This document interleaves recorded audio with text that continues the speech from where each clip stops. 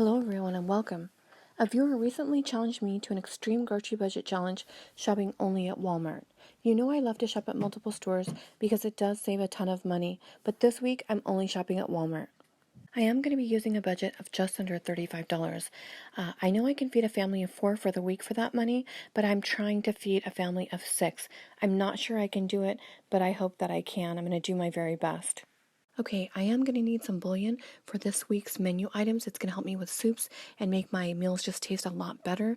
But I do already have that in my pantry staple, but I do recommend picking that up. I'm going to account for that in the budget. I'm showing a small box of Knorr chicken bouillon here, but I do recommend getting a vegetable bouillon if at all possible. I spotted these great value family size soups for $1.28, and I thought that was a good deal. I only have enough in the budget for one of these, but I'm going to go ahead and get a tomato soup, and I'll serve that alongside some grilled cheese sandwiches.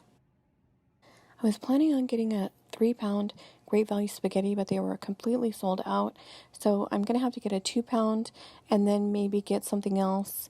And I do see that they've got a pretty good deal on a ziti for 78 cents, so I'll pick one of those up and figure out something to do with that. I really want to try these Mayakoba beans, but they're not in the budget, so I'm going to have to stick with navy beans.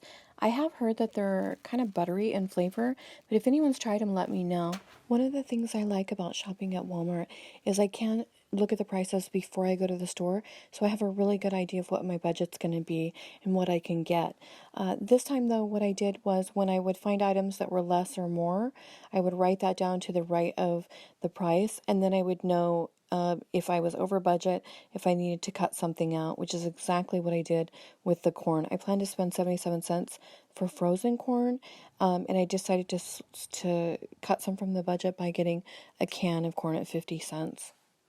I do prefer fresh broccoli, but it's $1.48 a pound, and I can get it for frozen for a pound for $1. It's going in a soup, so it shouldn't matter. I'm super unhappy about having to buy my potatoes at Walmart at $2.47 for a 5-pound bag, which is ridiculous.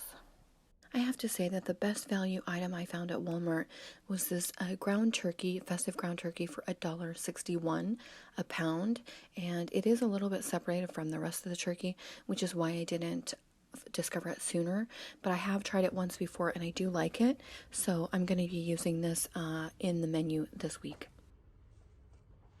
Okay, here is everything that we got, and I am so excited about this grocery haul. I think it might be my best one yet.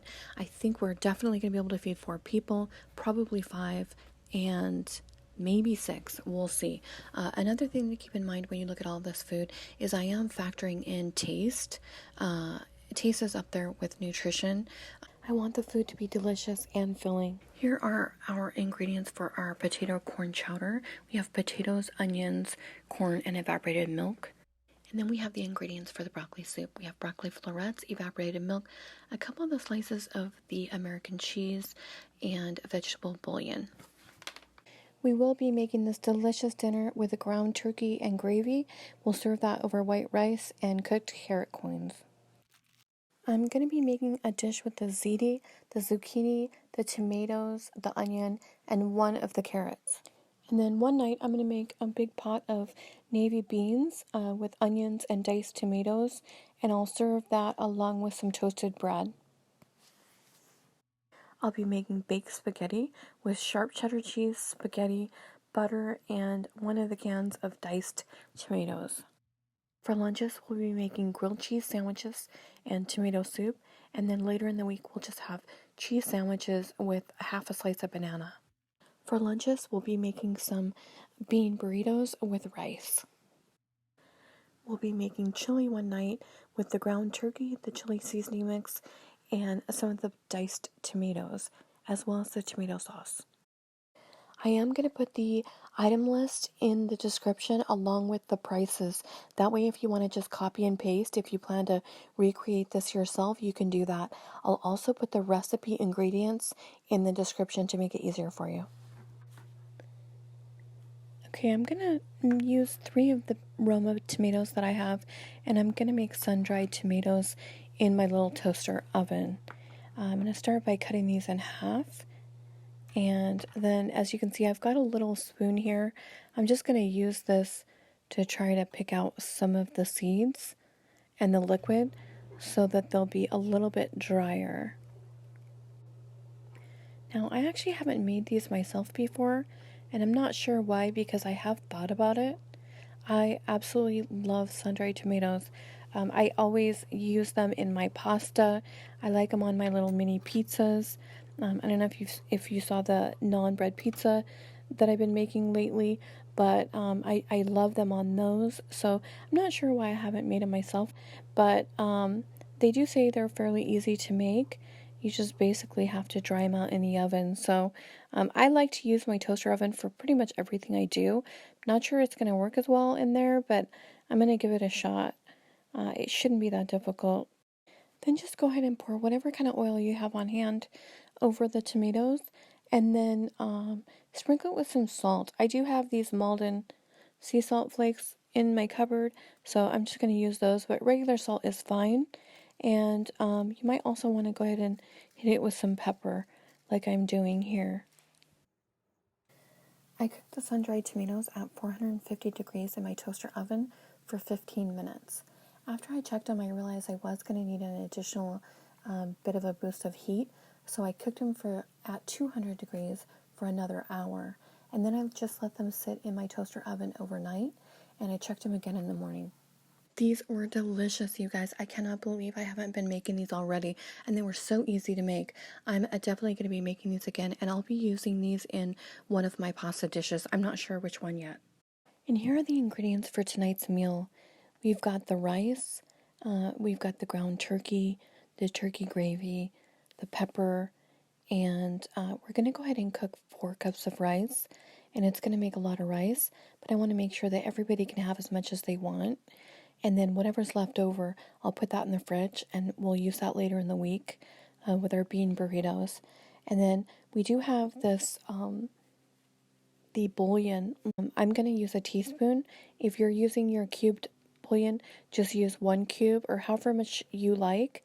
I do want to be careful with the sodium content because the gravy does have some sodium in there, so I don't want to have too much sodium, but I do like to have my rice have a little bit of flavor, and I do enjoy putting bouillon in there. I do have a 1 cup of rice left over, and I'm going to go ahead and rinse this rice really good before I throw it in the rice cooker. I have the Aroma 8-cup rice cooker, and I just love this rice cooker. It makes perfect rice every time, and I use it for a lot of different things as well. It has a keep warm button on there, and I use that a lot to, like if I'm making tacos, which we eat probably once a week, I'll heat up the taco meat, and then I'll put it in there to keep it warm, and then people will just dip up their food from there. This works especially well if you have people eating at different times. For example, if somebody is not getting off work until later, you can keep their food warm in here.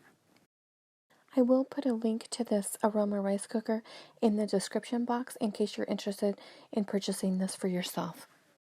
For the turkey gravy, we're just going to put 2 of the packets of the gravy mix along with 2 cups of water, and we're going to whisk that together, and then we're going to put that on the stove to heat up.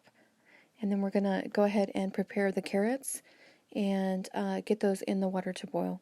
By the way, this silver thing that you see me picking up the carrots with, I picked that up at the Dollar Tree a couple months ago, and I just love this. I use it for a lot of things. Once the gravy is finished, we can just go ahead and add that to the ground turkey and let that stir and simmer for a bit to flavor the meat, and we should be good to go as soon as the carrots are to the degree of tender that you want. I serve this with a slice of French bread and butter. I will say that you should get 5 to 6 servings out of this, especially if at least a couple of the meals are for children.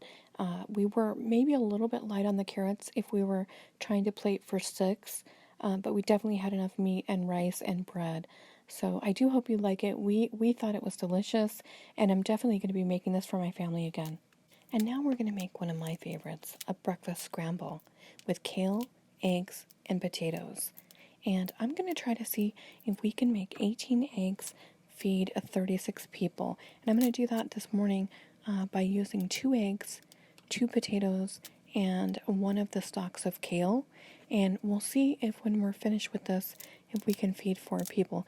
If so, we might just be able to make these eggs stretch far enough this week. And here you just saw me picking out the stalks of the kale. I have seen some videos where people just cut the entire leaf up. I actually don't find it pleasant at all to be eating that fibrous stalk. It's very rough. It's not tasty at all. So I always pick all of those out for mine, and then I rip it into bite-sized pieces. These are the ingredients of our breakfast scramble: 2 eggs, 2 potatoes, and a stalk of kale.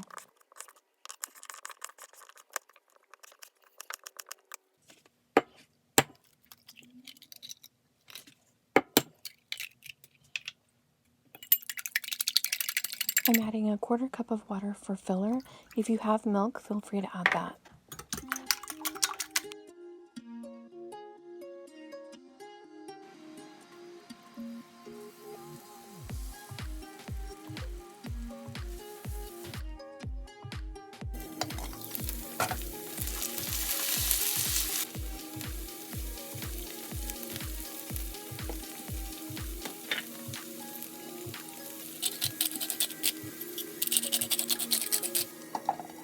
This smells so delicious cooking with the garlic and the potatoes. I love the way it makes my kitchen smell. I was wondering if any of you have any good breakfast scramble recipes. I actually feel like I need to be a little bit more adventurous when it comes to that, and I would love some good recipes. So if you have something that is your favorite, let me know in the comments below. I'd love to read them. I'd love to know what they are. I like to turn my pan down low before I put the eggs in, and then I just cook them really low and slow. I don't want there to be any brown anywhere on my egg. I just don't like the taste of that. So first I'll just cook it to the right of the pan a little bit, and then at the end I'll go ahead and mix it together. And by cooking the eggs low and slow, they'll retain that vibrant color. I do think that 2 eggs will feed 4 people from the looks of this, unless you do have, all adults. You can make this up ahead of time and put it in a Tupperware and then just heat it up in the morning during the week if you want, if that makes it a little bit easier. The reason I'm not serving this with a slice of toast is I am trying to conserve that for the last day of breakfast. Now, if you're only trying to feed a family of 4 with these groceries, then feel free to go ahead and add a slice of toast. I'm going to be making a pot of pinto beans, and we'll be using some of those in the chili, and then I'll use the rest of them. I'll make some refried beans, and we'll use those for some burritos later in the week. I did soak my beans overnight, and now I'm just going to add them to my crock pot, and I'm going to add plenty of water because they're going to absorb that water when they cook, and I'll add quite a bit of salt as well, and then just set that on high. I apologize I didn't show a shot of the ingredients, but you will need the chili seasoning, the diced tomatoes, the tomato sauce, the pound of ground turkey. We're going to shred up some sharp cheddar and cut up a few onions as well. You will want to drain the ground turkey before you add in the spices. I added a can of tomato sauce and a can of diced tomatoes. You don't see it on video, but I did add in the can of diced tomatoes. Okay, we're going to add in 3.5 cups of the cooked beans and let that simmer for a little bit. And the final product does have just shy of 7 cups of servings, and I'm going to serve this over 2 slices of French bread, and I'm going to top it with a little bit of the sharp cheddar and maybe just a touch of the onions. They are not sweet onions, so I'm probably not going to use too many of them on the top, but we'll see how it goes. The ladle that I'm using to pour the chili over my sliced bread is about 3/4 of a cup of chili. So I was thinking I might need a little bit more, but actually after eating this, it was plenty to fill me up. So this was definitely a mild chili seasoning mix, and my family normally does like a little bit spicier, so I think next time around I would add more chili seasoning and maybe a little bit more garlic and onion powder, but it was definitely good as it was. Just a little of that extra sharp cheddar was a really nice accent to this dish. Here are the ingredients to our potato corn chowder. We've got 5 potatoes, a can of corn, the evaporated milk. We're going to use about half of these chopped onions in this meal, and I'll be using a little bit of the vegetarian bouillon and then salt and pepper. We're going to start with 10 cups of water in a pan. I'm going to put the onions in the water first because they'll take the longest to cook. So I'll just dump those in there. Make sure that the water is heavily salted. Let those boil for a few minutes before you put in the potatoes. And I did rinse these potatoes before I added those to the pot. Just wanted to make sure that I got all of the starch off of the potatoes first. I did drain the corn because I knew I had a lot of liquid in there and I wanted to make sure I had enough cream to cover it. And then of course you're just going to add your regular salt and pepper. And I'm going to also be adding the bouillon to taste. So you'll just, put a couple teaspoons in. If you purchase the cubes, start with a cube and then start tasting it after that and see if you wanted to add a little bit more. I did take out some of the liquid and then add the cream and then add the liquid back in. I just wanted to make sure it was at the right flavor, and I realized since I only had 1 can of cream that I wanted to just be careful with the flavor, but it ended up being perfect with the 10 cups of water and then with the 1 can of the evaporated milk. It had really great flavor. I was really happy with it. I'm going to use some flour to thicken the soup, so I'll be taking some cold water along with a couple tablespoons of flour, mixing that up and adding that to the soup. I ended up doing this twice in order to get that to the consistency that I wanted, but just add that to the cold water, add it to your soup, stir it in, and then it'll start to thicken a little bit. And then we'll just use a tiny amount of extra sharp cheddar for a garnish for the bowl of soup. We did get 14 cups of soup, so I'm going to count that as 7 servings, and it was absolutely delicious. Now we're going to make grilled cheese and tomato soup. We've got the bread that I had set aside. I wanted to make sure that nobody got into it. We'll be using 6 of the slices of American cheese, maybe just a touch of the sharp cheddar, and we've got the Great Value browned tomato soup mix. And I do like just a little bit of milk in my tomato soup, so I'm going to steal just a couple drops of the evaporated milk to put in there, and just to make it a little bit richer, we'll put a little bit of butter in there as well.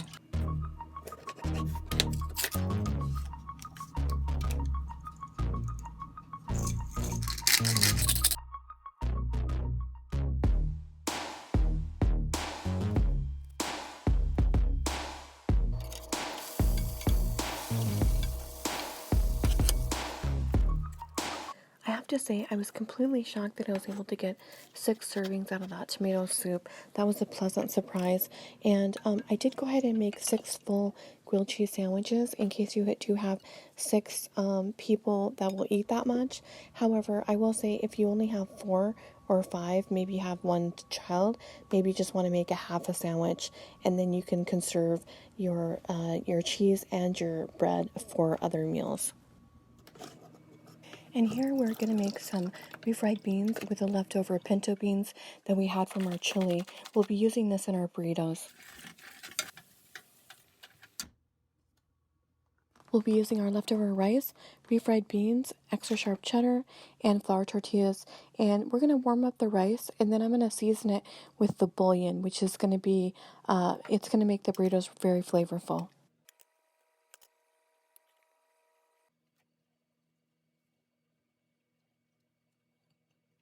This would be a perfect time to use up any leftover Taco Bell packets or any other kind of hot sauce that you might have left over.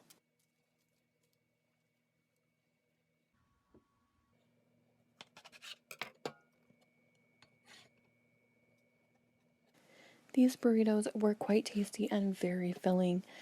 You could also fry these if you wanted to have them that way. That would have been good as well. Now I'm going to be making you one of my favorite comfort foods, baked spaghetti. Somebody once gave me a cookbook about 15 15, 16 years ago, and in that cookbook there was a beautiful picture of this baked spaghetti dish.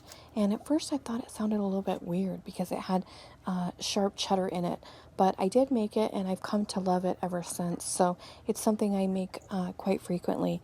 And these are the ingredients that we're going to be using: just butter, diced tomatoes, sharp cheddar, spaghetti, garlic salt, and pepper. And as usual, you're going to obviously generously salt your water, and then I'm going to try to split this spaghetti in half, making sure I leave the other half for our garlic noodles later in the week.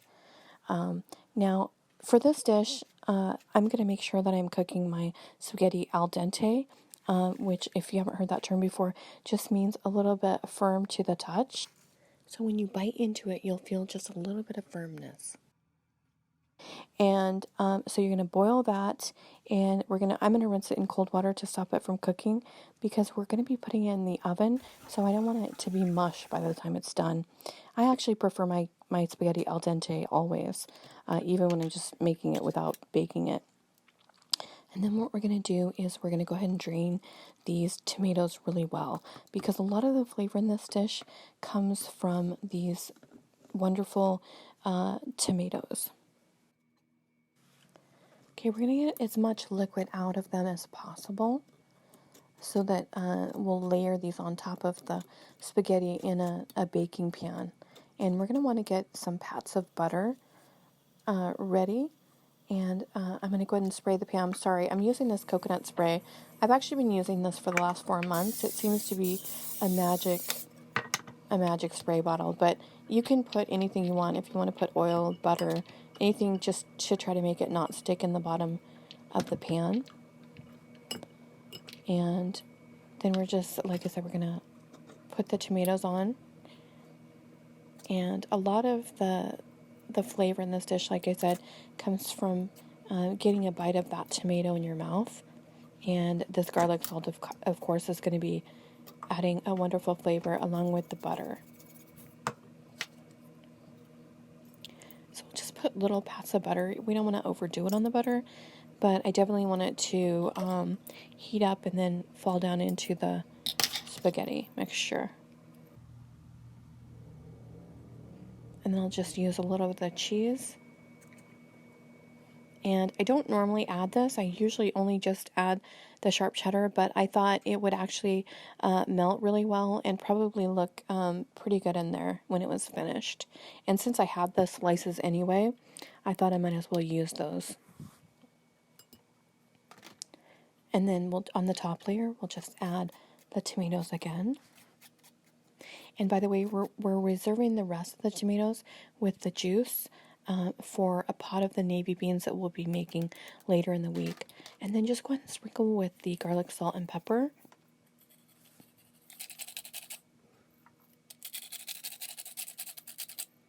A few more pats of butter. The rest of the cheese.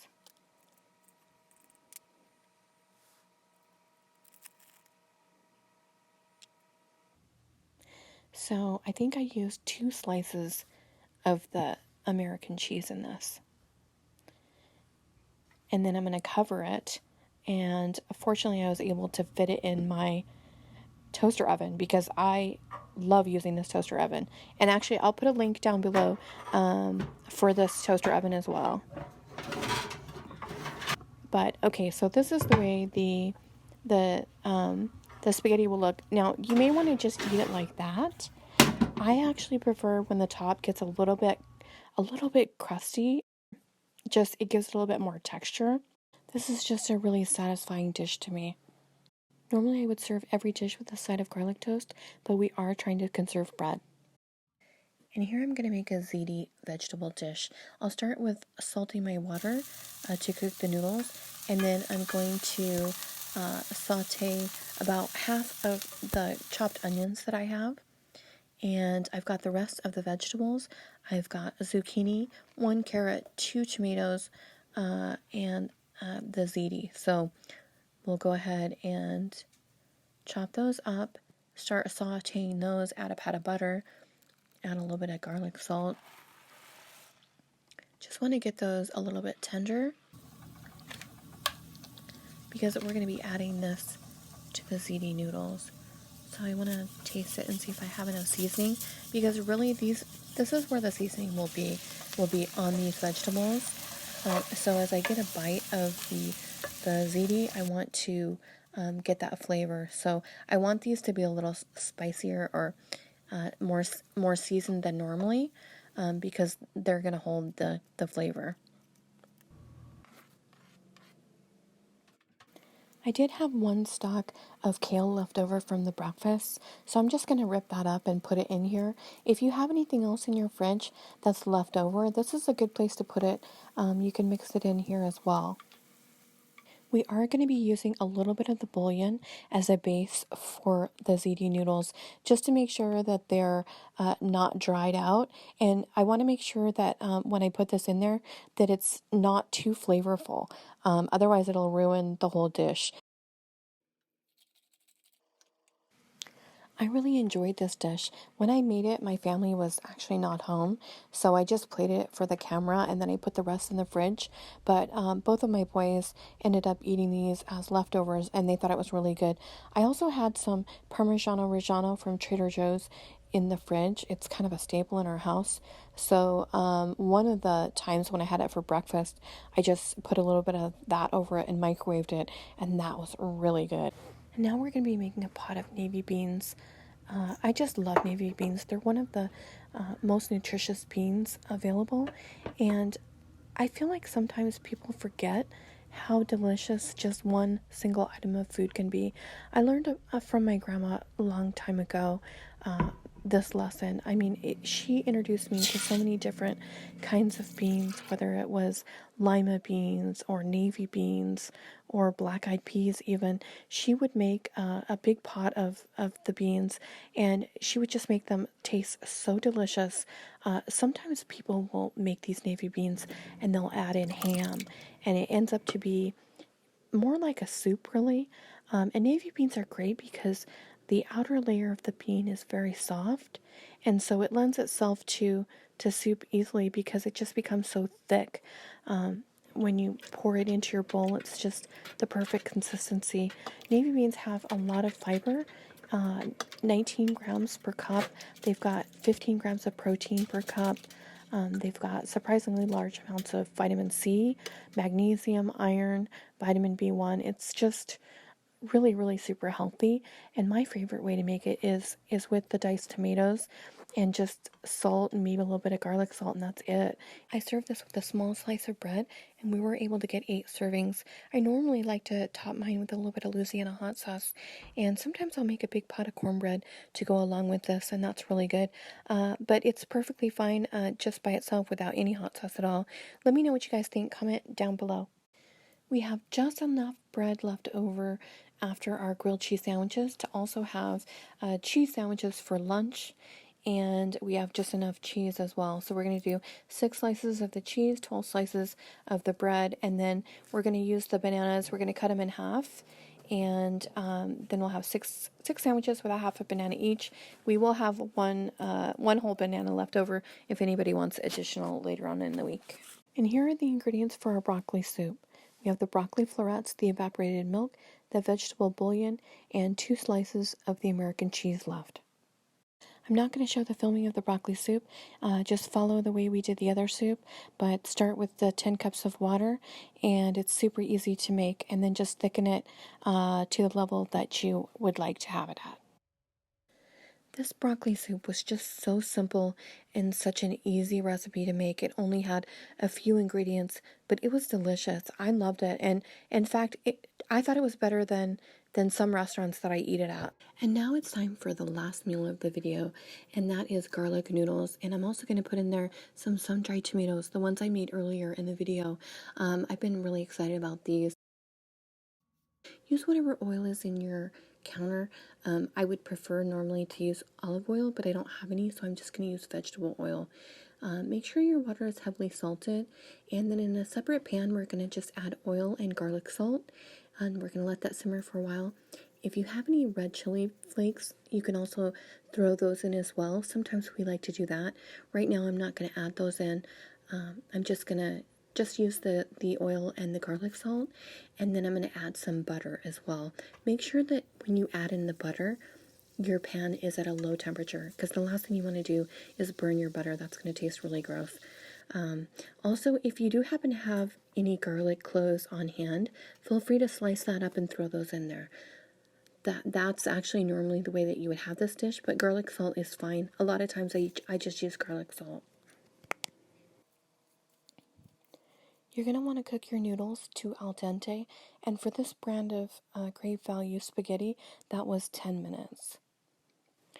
And then I'm going to add the sun-dried tomatoes to the garlic oil mixture.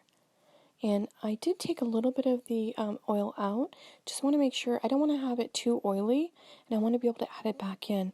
And here I'm draining the pasta water into a bowl, because this is going to be an integral part of the dish.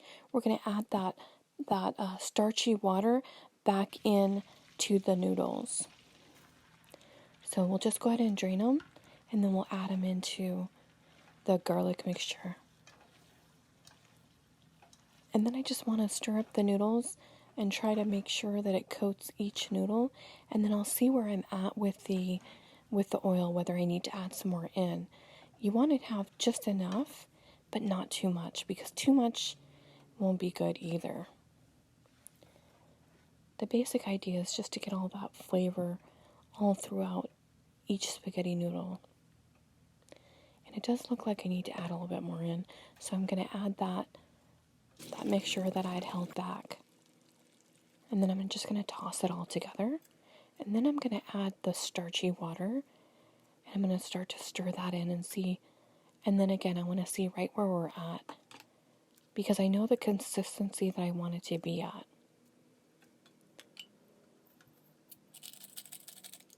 I love using the starch water because it makes a nice thick sauce. And I want to just give it a taste and see where it's at, if it needs a little bit more garlic salt, and if it does, just add it in here. I think that's just about perfect. Of course, all the goodies fall to the bottom, so when you plate it, I want to make sure to have a little bit of the tomato in each serving dish. And I was able to get 6 servings out of this, and they're generous sized servings, so I was happy with that. And this dish is called spaghetti aglio e olio in Italian, and it is one of my favorite dishes. Normally it's just with garlic and olive oil and nothing else. It is so delicious. We eat this so often. And it's just simple, plain dish. In fact, my kids, I had all of the plates out there, and my kids actually ate 2 servings each. Because they love this dish, and I haven't found anyone really that doesn't like it. It's very simple but delicious. I love doing this challenge. We were able to get 107 meals for just under $35, and so we definitely were able to feed a family of 5, and almost were able to feed a family of 6, but not quite. We had almost enough dinners, not quite enough lunches and breakfast. However, if you made a few small changes, you would be able to make this spread out a little bit better. First of all, for the dish that I made for the turkey and rice, I didn't need to actually serve that along with a slice of bread. So if I had to do it over again and I was trying to make it stretch a little bit further, I just would omit that bread, and I would be able to use that bread in other places. And likewise with the chili as well, I didn't need to pour it over 2 slices of the bread. I probably could have just used 1. But if I were trying to feed a family of 6, what I think I would do is I would buy 1 more eggs, 1 more loaf of the French bread, and maybe another potatoes, just so that you'd have plenty of food. However, do keep in mind that I live in Orange County in Southern California, so my groceries are very expensive here. So if you notice, the eggs were quite a bit. They were like $3.06 for 18 eggs. So I'm sure you would be able to get that cheaper.